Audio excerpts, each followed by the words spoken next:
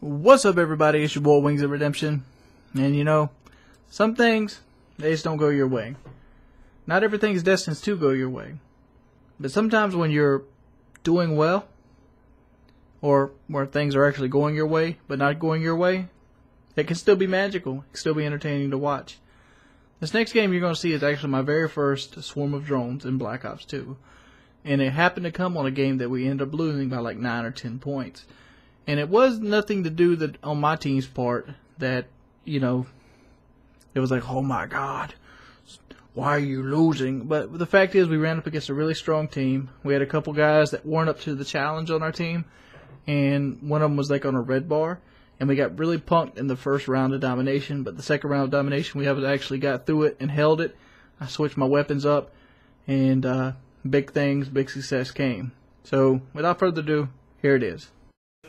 Well, hello. If you could like the video for nice round changing action and some domination. As you can see right here, I started this round off. I was like 13 and 10. So this is going to be a very big round. It's going to be a very big thing. And you'll see right here, it wasn't due to lack of trying. We knew we had to capture the flags right off the way. We were already down by 40 points. But we knew that if we could control the domination, we could pick this 40 points up. So here's what we did. You know, I came out, I switched the guns out. I was using the SMR at the beginning of in round 1. I was using an SMR with a reflex and a quick draw grip. I switched it up to my XM8 with a rangefinder and a quick draw grip. It's a much better weapon than the XMR for the just sheer fact of just being able to kill people much quicker. No gun is perfectly balanced with any other gun. XMR is one of the stronger rifles, and it's one of my personal go-to rifles when shit hits the fan. As you can see right here, we're trying hard to get B, and I'm stressing out at this point because I know the longer it takes us to get B, the less chance we actually have to win the game. But we ended up scoring it right here as I was actually coming up and over. I don't know if anybody actually caught that. That's another route that you can take to the B flag on slums. And it's one that'll catch people off guard every now and then. But you gotta have dexterity to do that. If you don't have dexterity, you're gonna be climbing up there like a grandma with a broke hip, and you're gonna get rolled. Alright. This game itself, I'm not gonna give it away, but I've already kinda gave it away with the video intro. That we end up losing this game. But I wanna say if we didn't lose B, we would have had a shot at winning it. Or C. We ended up losing C for like 4 or 5 seconds toward the end of the game. And I don't know, it most likely probably wouldn't have helped any, but it would have kept us, it would have made the game even closer. As you can see right here, I have a very, very high loadout on.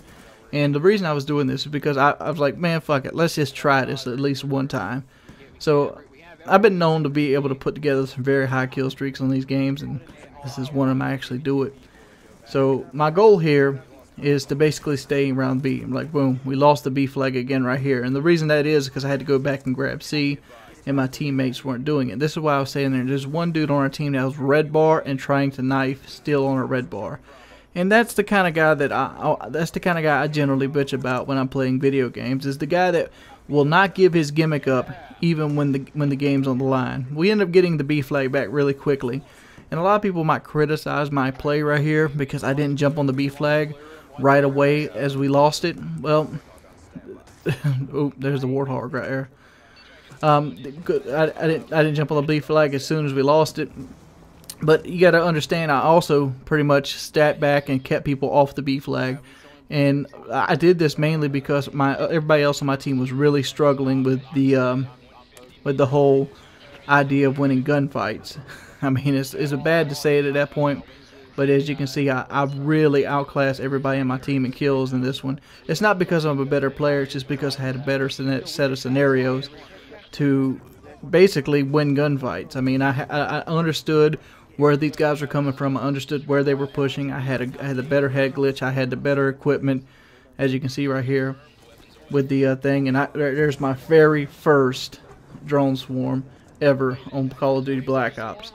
And this is the first game I ever put them on too. So I was like, yeah, I got them on the first game.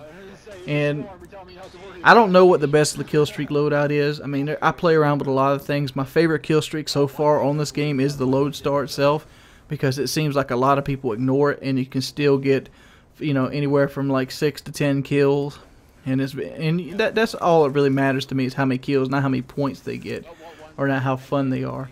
Like the two that seems to get the most kills is the dogs and the lodestar. The swarm of drones, it gets a lot of kills too, but it's really high up there. I almost feel like they need to lower the kill streaks just a little bit. But you know, a lot of people might disagree with me there as well. I mean, mainly people that play kill confirm. For my impression, kill confirm, you can really rack it up if you're really good at rushing on kill confirm. But like, I play domination, and some of these things are just forever in a day to get. Right here is where I was talking about, where we lost C right here at the end, and like, I came back here to try to get it, and we end up getting it back really quick, but there's just nothing you can do at this point. But as you can see, I come back here and save B. Boom, pick him all, got that guy. And I'm out of ammo at this point. Oh, knife! Got you! Oh, man. Pick his gun up. Have you noticed that you don't really get ammo with guns that you pick up? I'll be wondering that. Do people just walk around with like an empty-ass gun? I get another warthog right here, and this could easily lead into another drone swarm, but right there, we lost by 14 points. It's a heartbreaker. What are you going to do? If you could, please leave a rating on the video. Also, please watch the video in 720p. The videos are designed to be watched in the highest definition that you possibly can. Peace, people. Why, hello. It's your boy, Wings of Redemption. Let's do it this way. We do it like that. There we go. It's your boy, Wings of Redemption, and today, I don't know if you know about me, but I like to play some Domination. And Domination is one of those game modes that you have to pretty much always do well on by knowing your map knowledge. And by having map knowledge, you can excel your rate of play. So what I'm going to do is I'm going to show you a couple of the places that I've had luck with. Well, one particular place I've had luck with in the next video. So maybe you yourself can use it and maybe help me figure a counter out for it. Alright, peace, people. Let's start right here, people. This is Raid, and we're going to be using the AN-94 Abacon, and any Battlefield player knows, all hail the Abacon. And this is basically going to show you one of my favorite routes on Raid. This works mainly with the A and B combination, but there's another route on the other side of Raid that I could show you too that I like to use, but it's not as successful. But I'll show you them anyway. But this right here is where you're going to get majority of your kills, on this side right here. You basically want to come up here and go to this house. The house might not work out like that right there, and that will pretty much put you in the back driver's seat. There's two else you can do. You can do the house to try to kill people on the way to B, or you can actually run up and try to take B. This is the actual spot that you want to sit in. As you see, I'm coming over here. And look to the left. Oh, look right there. You can see right into that house. As I get a double spray right there, come back up to finish this dude off. And I go to the, look to the right. Boom. Right there is more people. So what you want to do is just watch the right and the left. As long as your team has a stranglehold up the middle, you'll be 100% fine. Even if you're not, this is the last place they're going to look at when they come through the middle to the B flag. There's generally just 3 hotspot areas you got to look for: the doorway, the window, and the alleyway. Keep in mind that a good player will eventually be able to nade you out of this spot. So flak jacket might be suggested. But for the most part, if you're playing with a party or playing with some friends, scrubby DWs will not get you out of this spot. You'll pretty much take you all the way to the lodestar. As you'll see here in a little bit, these people get really, really aggressive. When you're using your lightning strike, though, be careful, because lightning strike does have a tendency to flip the spawns on you. So just have it in the back of your mind that the spawn might flip. And if the spawn flips, just go 2 stones back. And like we see right there, the lightning strike actually flipped the spawn on me. Just go 2 stones back, have them cleaned up. I mean, it's not going to be a big flip. It's not going to be one of those permanent things because your team still is holding. But you can easily just pick them off on this doorway. A lot of people funnel through this doorway because they spawn in that back garage and they run straight up the gut. They either go straight into your enemy team, as you see over there, or they'll come through that doorway in that hallway on C, and you can really clean them up right here. It's like a double on top. It's like just like a double whammy on them. And that's another. This right here is another reason like I like to carry a secondary. I generally carry the BR23 or the B23R, but I don't. I had just prestiged as this game came out, and I unlocked the Apicon as my permanent unlock. So let's go on and flip the script on the other side of the map real quick to kind of show you what I've been doing lately on Raid. As you can see right here, I'm starting out in what I like to call the Rock Garden, or the B flag area, and I'm behind the free candy van. I don't know, it's this old Chevrolet van. But here's where I like to stick on this side. Say you got a CB combo. Generally, most of the action is going to happen right here in this little kitchen-like area, and you can easily pick people off through this wall, especially if you have UAVs pouring in like I do right here. Keep in mind though, I am using scavenger with claymore, so that also helps me keeping my ammo high. So I would suggest against shooting through the wall if you don't have scavenger on. As you see right here, this guy's like just sitting there, so I ended up just wall banging him. I mean, you gotta understand, if you're gonna sit there behind a wall, I'm gonna shoot you there. I go there and pick his ammo up. But you can very easily put together some kill streaks right here. And if you don't really like this spot, there's another spot right behind me that you can see a bigger angle toward the door. Just head glitch to the actual shelf around that little garden area right here. Oh, the dude's still there. This little rock garden area. You can just head glitch the thing back there towards the hallway that leads to the C flag and to the garage, and very easily. Keep in mind, lightning strike can flip them. Most likely, it's going to flip them on C. So once you cast a lightning strike, be prepared for the actual flip itself. Get the AGR right there. Just throw them up there. But that's what I like to do on Raid. What do you guys like to do? Let me know in the comments below. And if always, could you leave a rating? And always try to watch my videos in the highest possible setting. That's what they're designed for. What's up, dudes? It's your boy Wings of Redemption, and I'm talking with my hands too much. It's all like this. There's a lot of games that you do well in. There's a lot of games that you do bad in. And not every game that you go into that you're going to do extremely well in general.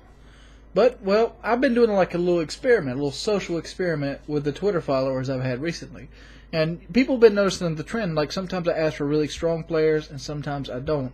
And I've kind of concluded that this game does have matchmaking system. Because if I run with very, very strong players, let's say 2+ KD, 2+ win-loss, 350, 400 SPM, I'm running into teams that will basically, borderline GB teams. I mean, just crazy, crazy stuff. But if I don't really put the criteria out there and I accept anybody that sends me an invite, I tend to run into worse players. And the game I'm about to show you is actually one of those situations where I was running with a stronger team, and we basically ran into a team that wanted to win. So without further ado, this is round 2 of a game that's got, in my book, some of the most, nail-biting experience that I've had playing Call of Duty. What's up, everybody? It's your boy, Wings of Redemption. And welcome back. If you could, please watch this video in 720p, or the highest rating that your computer will allow. It helps the video out tremendously in view quality, and it makes it much more enjoyable for everybody. Also, if you could, find it in your heart, leave a rating, because I'm right here at 400,000 motherfuckers. I don't know if you guys have been following me for a while, but 400,000 subscribers has been a milestone I've been trying to reach for years now, and I'm about to reach it. It's within a week away, and I don't know what I'm going to do for it, but I'm going to do something for 400,000. I might pull a white boy. I might be giving away like a system of some sort. I don't know yet. I'll have to talk to it and converse on Twitter. But yeah, real cool game right here.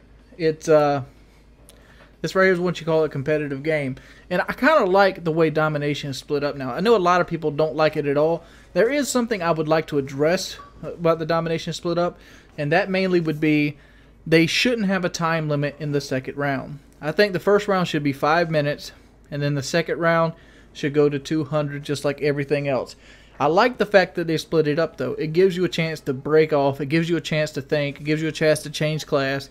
And it gives you a chance to basically know where you're at and what needs to be done. And this game right here, we were getting stomped. I mean, stomped on like a fucking doormat. It was ridiculous how bad we were getting beat up in this gameplay.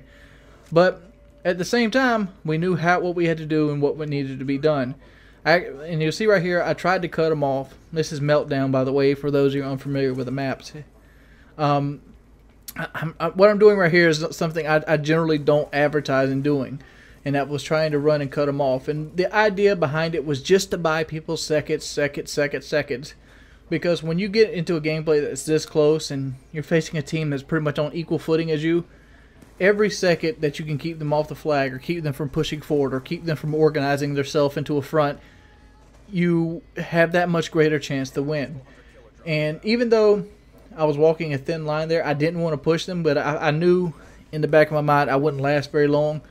And since I was there, might as well go and do it. Obviously, there could have been an error there. I could have fucked up. And, you know, there's all kinds of things you have to think about when you're doing that kind of situation. Just like right here. The mindset I'm in right here is basically try to cut people off from going to the B flag. Because people don't expect to kind of run straight. People kind of expect to run straight to the ramp. Usually can catch them in that sprint motion. Right here, boom, boom. I'm actually using the operative class. That has the scavenger and the ghost with the Scorpion Evo. And the reason I was using the operative class is because I didn't really have a submachine gun set up. I'm normally not a submachine gun kind of player. I'm normally a guy that tries to think things out and tries to think the engagement through. But none of the classes I had pre-set up was designed to basically be able to cut people off.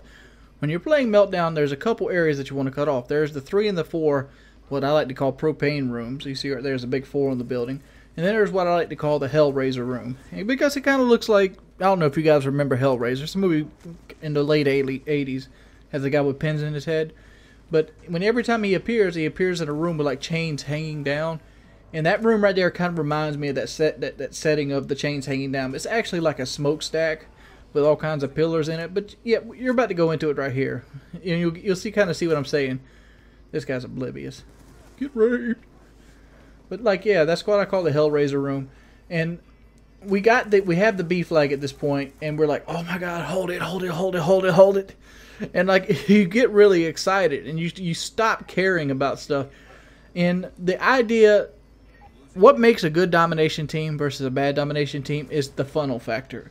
What is the funnel factor? Well, if you're doing poorly and you keep funneling to the same answer, like for example this map, if my entire team would constantly keep running up the B flag and try to just take it by brute force, you're most likely going to lose. It just doesn't work that way. Sometimes that's the best way, but most of the time it's not.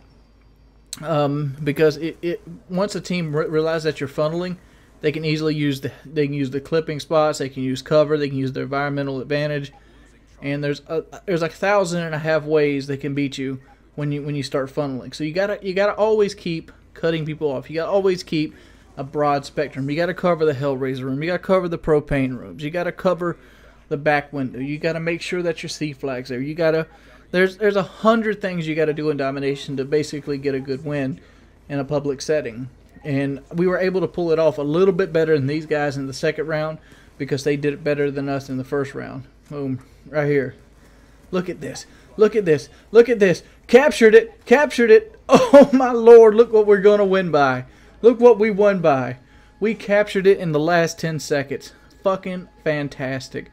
KD was fucking out the window. But the fact is, we came in and we basically pushed these guys and we ended up winning, even a man down. And I thought that thing right there deserved a video. If you guys like this video, please leave a rating. It helps the channel grow immensely. And it's been your boy Unlimited UAV. I'm 95,000. Peace, pips. What's up, dudes? Take this off. Oh, this is one of those they're bitching videos. So if you don't like bitching videos, please leave your dislike or whatever. I was going to talk about Call of Duty in general, and most specifically Black Ops 2. And this isn't a Black Ops 2 hate video. It's not. I mean, it had something that could be construed as negative about it.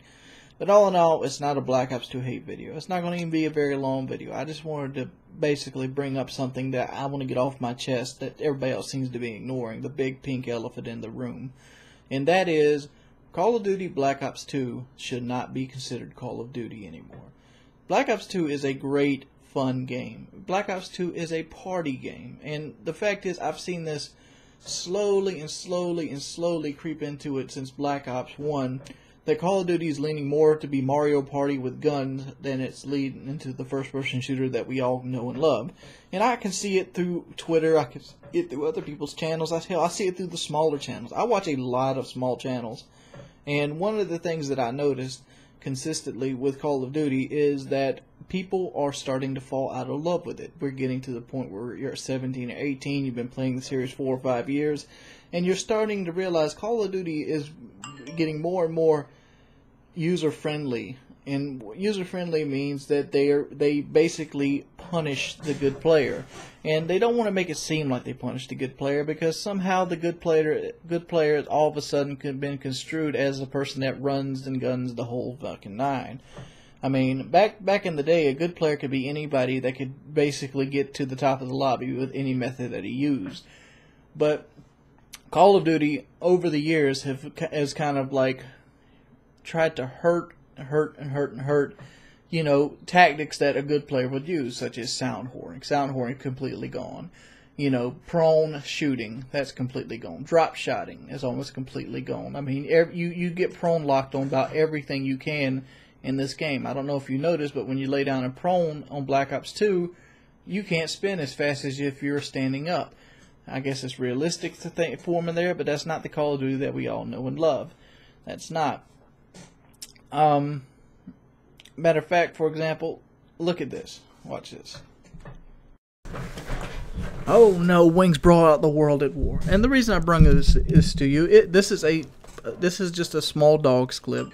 This is a free-for-all game, and I don't know if anybody's actually played free-for-all in Black Ops 2. It makes you feel good, basically because anybody can get kills on it. And the spawns are designed that way so anybody can get kills on it. Why do you think most people play Nuketown 24/7? Because they're always getting kills. That's the whole reason. It's not because it's a good map, it's because it's a small map. Same reason people played Shipment, because it's hectic, it's fun, you get those 3-man things, and they get kills. And Call of Duty as a whole has been trying to capitalize on this ever since, you know, Shipment became so popular in the Domination. They pretty much wanted to create that fun party type environment. And it's not that anything is wrong with it. That's why I'm not saying that it's a bad game. What it is not the game that I fell in love with. And Call of Duty has slowly changed into a whole new medium. And like, I don't even feel like I'm right for this medium anymore. Like, for example, I pretty much started the Black Ops 2, you know, the whole prestige of getting it early and all this thing. That's fun. Trying to get the game early is fun because it's a challenge. But when I get the game, I hardly don't even play them. But for the same reason, is I'm just not interested in them. Like, I was able to put together a dogs right here with lag. This is a 1 bar I did this on. And I'm unable to do this on on Black Ops 2 in general without having some sort of, you know, team funneling the kills to you, or you're controlling the engagement. And that as a whole is what bothers me. That I can't play Call of Duty by myself no more. Even in Modern Warfare 2, like, one of the things I'd love to do was play free-for-all. Hell, I had a free-for-all attack series that went on Machinima, and every time I would play, you know, free-for-all attack, I'd found a way. I'd claymore this area, this guy spawned here, and here. Free-for-all was very fun. Free-for-all was one of my main game modes from Call of Duty 4 all the way up to Modern Warfare 2. When Black Ops came in, footsteps were thrown out the window for some reason. Train sound came into the window for some reason. And Call of Duty's never been the same since Black Ops 2. Yes, there was SitRep Pro in Modern Warfare 3, but the fact is SitRep Pro took forever to get. It did. And you couldn't really use dead silence with it. I liked it better in COD 4 and World of War days, where all you had was dead silence, but even if you had a good headset, you could still hear them. In Call of Duty Modern Warfare, Call of Duty 4, and World at War, you could still sound whore people with dead silence, but you had to be very good at it. Now, that same skill that you had in like COD 4 or World at War, you got to have it against regular people. It's like there's no use to crouch walk anymore. there's no use to do anything like this. I had awareness on with Dead Silence on Super Crunch with this, you know, $200 headset that's got a fucking amplifier with it to basically pump the fucking bass and stuff out of this. And you can't hear footsteps. But guess what you can hear? You can hear a fucking gun ring off across the stage. You can hear a bird go quack, quack, quack, quack. You can hear all this other stupid shit. But you can't hear footsteps. And you know that clip on that one bar? That was the sole result of me being able to sound whore. I knew exactly where the people were around me. I could keep a low profile. I could keep a ghost-like profile. And I found that fun. I enjoyed being a ninja in the game. And when I was looking at the stuff, I was picking out my classes, how I was going to be a ninja in the game. But one of the things that kind of destroyed it that you didn't see happening in that World at War clip was lag compensation. That's what we're calling this demon. Why do they put this into the game? I don't understand the concept of it. I have a bad connection. I do. My connection is fucking horrible. Matter of fact, give me a second.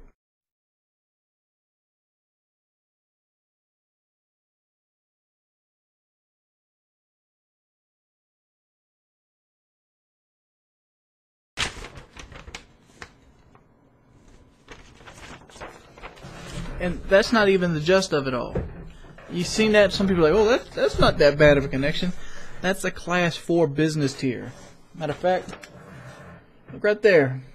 Let's see if I can get this to focus for you. I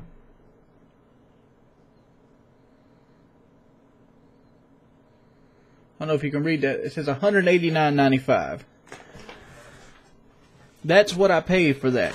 That's just one of them. I have another one I gotta pay another $70 for, which is 5 download and 0.2 up, which is generally, you know, what I play on. Especially when I just happen to have my business tier hooked up to the PlayStation right now because I was trying to see if I could get better connection and get out of lag compensation with a stronger connection, which I can't. So that brings me to this point. I have a bad connection. Who the fuck is this shit helping? I thought I was supposed to take the bad connections and make them better. I liked it better when they didn't help me. It's freaking ridiculous. I want my sound whoring back. I want lag compensation took out the game. I want to be able to play without having to worry about people with their Facebook friends fucking shitting all over me. I don't want to always play with a full party. I don't want to always play, you know...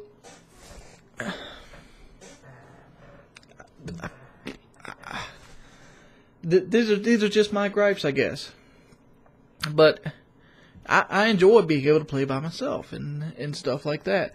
And like, why are they constantly creating this effect to slowly degrade everything that you could do to be better than somebody else? The only skill that there is left in this game, and even then it's clouded by, is who can be who in reacting on something. That's it. That's it. And even then, that's clouded by that lag compensation. Like, you don't know if you got beat because you got spotted first. All you know is you got beat because you died one bullet. I mean, over and over again, you'll die in one bullet. And this game is the king.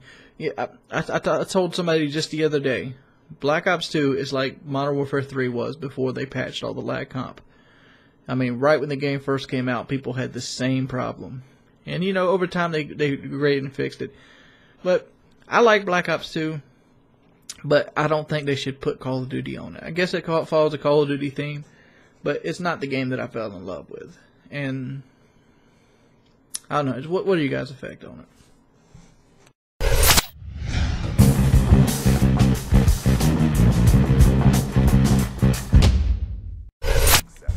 You know, it's been a while since I actually got to sit here and talk to people. And I generally haven't sat around and talked to you guys in a while. Mainly because Black Ops 2 dropped. And some of my videos, you might notice that not all of my videos... tongue-tied. Normally I would cut this out. I'm not going to do it on this one. But most of my videos, you see me trying to talk about Black Ops 2. And I haven't really put a lot out because I don't really know what to say about Black Ops 2.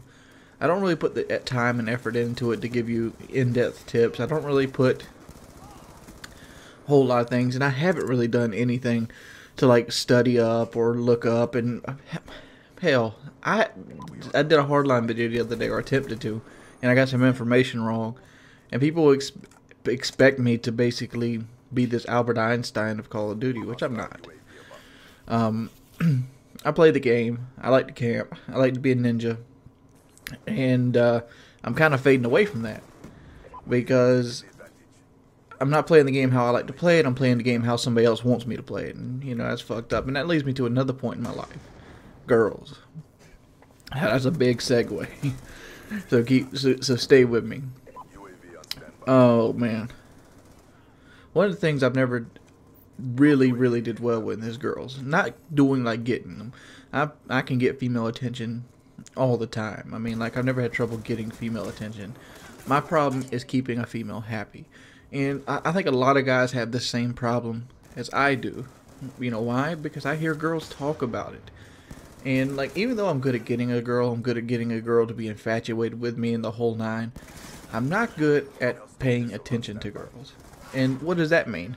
Well, even before YouTube, I would basically go out, I'd have a girl get into me, we go out a few times, you know, we see each other and whatnot, but eventually things would take priority over her. What are some of these things that would take priority over her? Well, there's Metroid 2033, there's, you know, Fallout, there's fucking Call of Duty. There's a bunch of games that take precedent over her. Like, just like the latest girl. Like, I know what she wants. She wants me to basically desire to be with her and see her and things like that. But half the time, I can't drag myself to want to, you know, stop working or stop going away to play in fucking ruined out Washington, D.C. I just can't drag myself away from the area. I have kind of a alcohol abuse kind of addict kind of situation. Anything I do in the excess. The word is escaping me what it is. I mean, but the same thing as alcoholism. Like, be it working, be it playing video games, be it, you know, if I find something I enjoy, I do it to the max. And that's one reason why I'm so fat. Like, if I eat a slice of pizza and that pizza's good, I want to eat the rest of the pizza. I do. And then that's something I myself will always just boom. And I find the same thing in my videos. Like, if I do a video that does well, I want to make like 15 videos just like it the same day. But if I'm doing videos that go, I have no desire to make videos whatsoever. That's why I always ask for ratings. If you prove that you like a video, I'm down to do them. Like, it supercharges me. But that's an whole nother story. Back to girls. But, like, I know what I need to do to make her happy. I know why she wants to be happy. But something inside of me just can't make myself do what she wants to have done. Like, it's almost selfish in a way where I basically know she just wants to feel important, but I don't want to fucking allocate time to make her feel important. And, like, I know that's a bad way to put it. It doesn't mean that I don't care, and I'm sure a lot of guys are in the same ballpark, that you care about them, but at the same time they're not the forefront of your life right now. And, like, I feel like a lot of guys go through this, and I just want to put it out there. And, like, why is that? It's like, why do we allow our lives to become so much more important than other things? I'm not trying to express my heart. Oh God, I can't say the word. Basically, where you stay with a single partner your whole life. I mean, I don't believe that humans are built like that. I don't believe humans are built for like one frame relationships. I don't believe humans are built to be with one person their entire life. And if you think that, you're stupid, because we're animals. How many animals stay with their mate their entire lives? There's very few of them. We do get a tendency to become attached to people. But the same reason why cheating is so prevalent and so many people, and all like stabbing murders are a crime of passion, is because guys like to sow their oats, and that's just a natural animal instinct in us. But we're getting entirely off topic. But how many of you guys go out there and basically know that your girlfriend is being neglected, knows that she wants more of your attention, but decided to play like Fallout anyway. I don't know. That's something I wanted to get off my chest. Haven't really talked to anybody, so I figured I'd burn a gameplay and asked you guys. Knifed. It's been your boy, Wings of Redemption. Hope you guys have a wonderful evening. Thank you for watching my video. If you could, please take your time and watch my video in the highest quality possible. I designed these videos for 720p, and hopefully you can watch them in 720p if your computer allows. Peace, people. Welcome back. It's your boy, Wings of Redemption, and I want to go and talk about lag compensation today. And no, this is not a bitching video, so don't even worry about that. I want to kind of explain what lag compensation is. Because lag compensation has to be in the game. It does. I've been reading up on this, and anything that's with a server pretty much needs lag compensation to make the game playable. What we have in the last two Call of Duties is we had people that tweaked the system that either didn't know what they were doing or weren't very good at what they were doing, and made lag compensation seem like it was this horrible thing. Call of Duty 4 and World at War, in my opinion, had pretty much the best lag compensation that you could actually put into a Call of Duty game. Lag compensation has been there since since the Source engine, so it's nothing new. It's been out for years and years and years and years and years. So let's explain what it is. All right, let's use metaphorical. All right, let's say that you and your friend are playing on a city block. All right, your friend runs around the corner. Well, you and your friend both know when he goes around the corner because light travels at such an incredible rate of speed. Light is faster than the human eye can dictate. So you both know that he's around that corner. Well, if you take that same scenario and put it in a video game server, there's these things called ticks. And eventually, basically every 16.66 ticks, it has to take a picture of the server and send it back to it. This happens really quick. This happens super quick. It's almost as fast as light. It's not as fast as light, but it's there. It's like plop, plop, plop, plop, plop. You know, just how fast computers can do stuff. But it's basically when you have a worse connection. Let's say you have, you know, my connection, and you can't receive the packets as fast as the server is sending the ticks to you. It basically has to compensate for it, and that's called lag. So it basically takes you longer to get the same number of packets as your friend. So whereas you've gotten all the packets and see that he's heading around the corner and you're shooting at him, he might not have all the packets, and his actual hitbox is still out in the open for him, whereas he's ran around the corner. Lag compensation kind of like, it adds like delays and stuff to the person with the worst connection. Like, for example, say your friend wanted to get around that corner.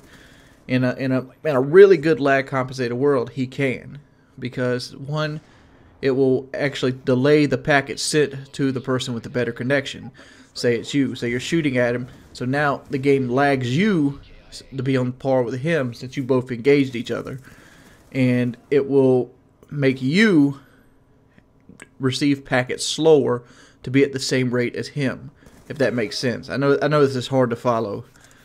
But basically what it is it starts to lag you so that he can get around that corner, because that's what he wanted to do. And in a real world, he could have got around that corner because light's so fast and you're both seeing things in real time, whereas the server isn't, because you guys are on two different internet speeds. There's a couple ways to deal with this. One, force everybody to have at least a standard minimum connection and run the game off that. Or two, make really good lag compensation. And you're not going to force everybody to have a standard minimum connection, you to have your profit margins drop off. But what we have here is we need a tweak in lag compensation. That's what we need. And we need to basically have World at War and Call of Duty 4 lag compensation put back in the game, because lag compensation, I feel, personally, is the only thing wrong with Black Ops 2. The only thing. Submachine guns might shoot a little fast, but I can deal with that. I dealt with the MP40 for a fucking year. I can deal with an overpowered submachine gun class. One thing I can't deal with is another year of heartache because of lag compensation. Modern Warfare 3 was a good game. It was a fun game. But the lag compensation ruined it there. We didn't bitch about it. We didn't think it'd be back. But it is. So, what do you guys think about it? Feel free to leave a video response if you can better articulate this, and I will send me a message, and I will accept them on this video. As always, watch my videos in 720p if possible, and rate. Thank you. What's up, guys? It's your boy Wings of Redemption, and let's make this video as painless as possible. This is just another little variation of something I showed you earlier on Raid Domination. This is so far my favorite map to play Domination on, mainly because it has such a powerful head glitch. This head glitch is ridiculous. Well, I'm calling them head glitch. It's actually called clipping. There's no glitch about it. Generally, when you put a gun up to your face, you're shooting through where your eyeballs come out. And that's the same thing here, just because the graphics doesn't match it up. You basically pull the gun up to your eyesight so you can see down the sight. So you're basically shooting out your forehead in real life anyway. But this has a very, very strong thing, and people funnel to it very quickly. This is a major power point. This is almost like the mission power point next to the tractor. Very, very good spot. Okay, but even though it was a really good spot, one of the problems I had with this spot was that it was really hard to hold because it had 2 or 3 lines of sight. You had the upstairs room, which they can get to without coming through the door. You have the door itself, which always having people funnel to it, and you have this complete right side. Alright, the way I've countered this is the Guardian. Hey, there it is, Guardian, yay!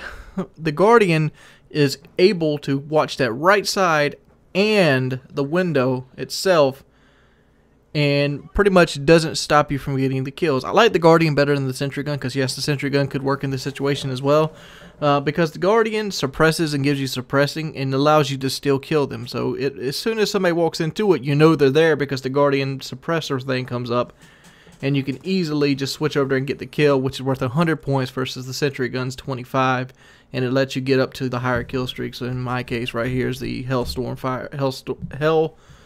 missile and the stealth chopper, and this is very effective. I'm not going to show you the whole nine of the gameplay, but I am going to show you this. It does have results. Look at this right here, and as always, watch the video in 720p. It makes the video more enjoyable, makes the sound quality better, and it makes the video the way it was designed to be looked at. I'm sorry I keep telling you this at the end of the video, but hey, I forgets. Peace, people. Friendly Hellstorm missile inbound. It's gone.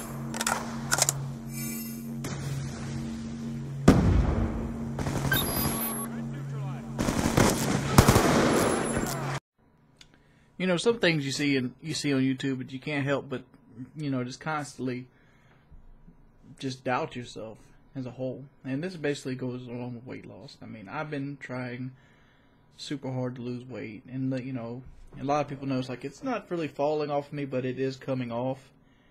I mean, because for every good week I'll have a bad week, for every bad week I'll have a good week, vice versa. I'll go with spiritual, I'm doing really well, and then I'll kind of slide really well, then kind of slide. But in my head, it's all about progress. As long as I'm still going toward a goal, I'm not failing. And one of the things I worry about the most is becoming David Smith.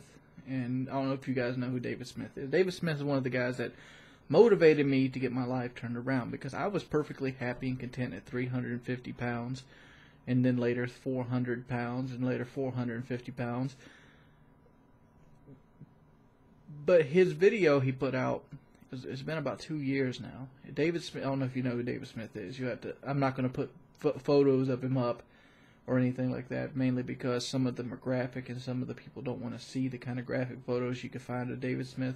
But he is the perfect example of what a guy that's 650 to 700 pounds that loses all the weight. He lost it all. He went from, he went 700 all the way down to like 210 pounds in perfect physical condition, and he's gained it all back. I mean, literally, he is 535 pounds again. This comes from a guy who was on the verge up here, writing a suicide note, talking about how he was going to go take a kiddie pool out into the desert, fill it full of gasoline, and burn himself so he wouldn't have to have a coffin the size of a piano box. To a guy that had everything. He had the looks, the girls, he was in shape, he was in perfect physical condition, he could run a triathlon. Right back to where he was at. And it scares me when I see stuff like this. I'm almost tearing up now thinking about it. And the reason it scares me so much is Oprah. I know that might sound stupid, but Oprah. Oprah has money. She has lots and lots of money. She has more money, more doctors, and more access to losing weight than anybody on this planet. And she can't do it.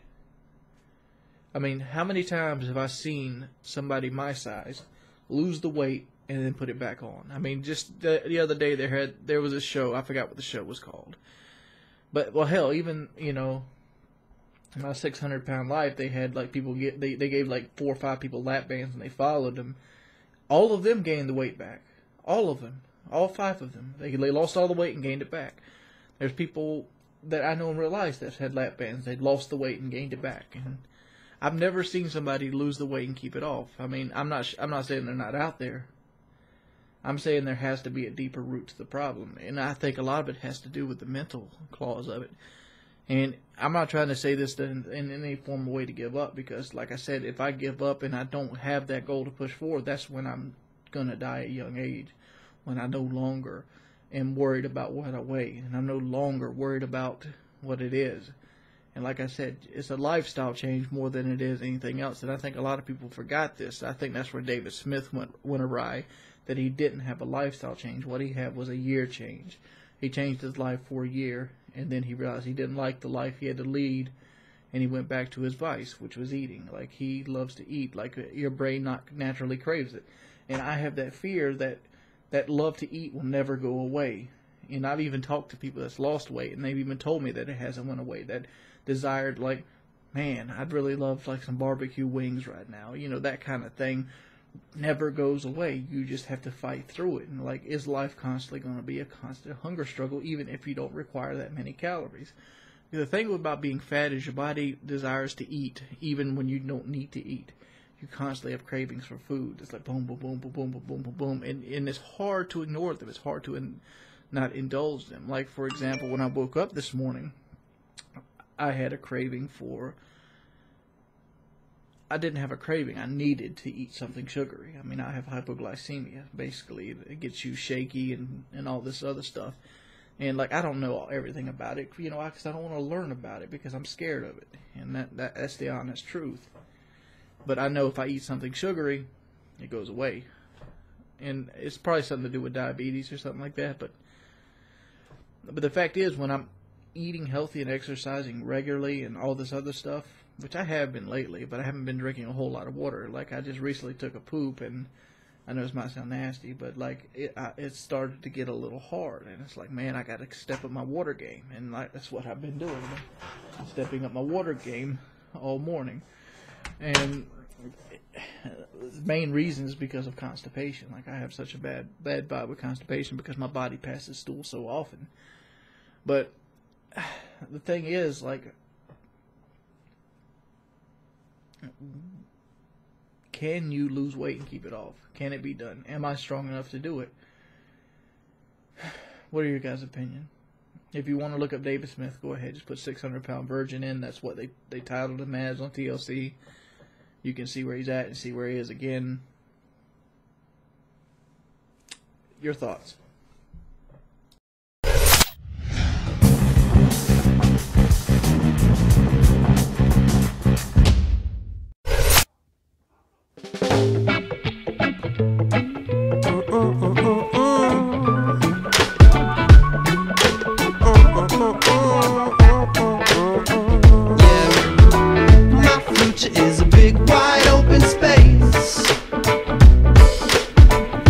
Got plenty of time and no place. My future is a big wide open space, yeah. And if I die, there's no ways. Ain't got no kids, ain't got no girl. Can do whatever I want in the world. Ain't got no job that I can't quit. I ain't got shit and I kinda like it. Cause my future is a big wide open space. Got plenty of time and no place. My future is a big wide open space, yeah. And if I die, there's no waste. Ain't got no money, ain't got no house, I ain't got nothing to worry about. And if you stole all my money from my bank, yeah, then you'd owe them, so you I think. My future is a big wide open space. Got plenty of time and no place. My future is a big wide open space, yeah. And if I die, there's no waste. I don't think about the money and the power. I know I never get 20 in the hour. I try not to worry and scour. I stop and I smell the proverbial flowers. It's no strife, no stressing, 'cause it's a fact that my life is a blessing. So I treat it like I'm cooking the pie. I see the future when I look in the sky. I say that because my future is a big wide open space. Got plenty of time and no place. My future is a big wide open space, yeah. And if I die, there's no waste. Yeah, yeah. My future is a big wide open space. It's wide open, y'all, come on. Got plenty of time and no place. I ain't got no place to be. My future is a big wide open space, yeah. And if I die, there's no waste.